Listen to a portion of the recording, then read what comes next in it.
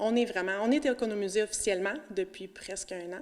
Par contre, l'implantation de tout ce qui est panneaux d'interprétation, tout ce qui est transmission de savoir-faire, va se faire officiellement au printemps 2024.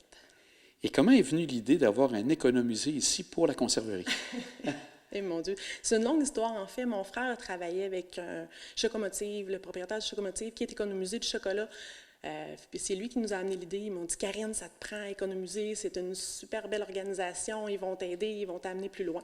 Donc c'est là que l'idée est venue. Puis moi, ben écoute, j'ai tâté le terrain, j'ai parlé avec Mélanie, qui est la directrice d'économiser. Puis finalement, on a fait une bonne équipe. Fait que c'est comme ça que le projet s'est lancé. Et la conserverie demeure vraiment une pratique très, très connue au Québec. Donc, ça devenait évident pour vous de vous lancer là-dedans? Bien, j'ai commencé les conserves, ça va faire 10 ans. En fait, moi, je reste sur la terre maraîchère de mes beaux-parents, ici à Saint-François. Puis c'est ma belle-mère qui trouvait que j'avais trop de temps de lousse en congé de maternité du 2e. Donc, elle m'a demandé de transformer des cocombes pour vendre à son kiosque sur le bord du chemin.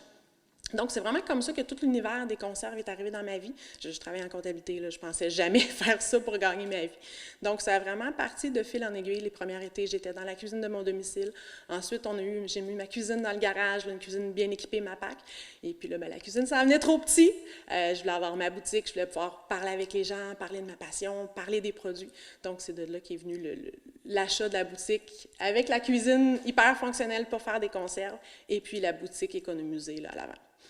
Donc, actuellement, comme vous dites, là, on voit la boutique qui prend forme. Aussi, les gens vont pouvoir voir comment ça se fabrique avec une vue directement sur la cuisine. Ça va faire partie de toute cette partie économisée? Exactement. Les économisés, c'est vraiment, je me répète, mais c'est vraiment le transfert de savoir-faire, donc le transfert de connaissances. C'est important que les gens voient comment on fait les conserves, de quelle façon. C'est vraiment artisanal. Vous voyez, les filles font du maïs ce matin, c'est des vrais épis qu'on coupe à la main, qui ont poussé chez mes beaux-parents. Donc, de transmettre vraiment toutes ces belles connaissances-là qui se perdent tranquillement pas vite. Et ça, est-ce que c'est un projet familial? Vous parlez de votre belle-mère. Est-ce que votre conjoint est là-dedans aussi? Bien, mon conjoint, c'est sûr qu'il ne fait pas de cuisine, mais par contre, il m'aide énormément sur tout. Il est avec moi dans l'entreprise. Il m'a aidé beaucoup, beaucoup avec les nouveaux projets, donc il est toujours pas loin, c'est sûr. Et les produits que vous commercialisez s'appellent les compliments de belle-maman. C'est tout récent, ça aussi? Ça existe depuis une dizaine d'années avec ça? Compliments de belle-maman, c'est ça. C'est une dizaine d'années là, qu'on a parti l'entreprise, justement, là, chez nous. Et donc, la prochaine étape, c'est la préparation des différents panneaux, comme vous dites, et l'ouverture devrait se faire printemps, été? On devrait faire l'inauguration de l'économusée là, en juin 2024.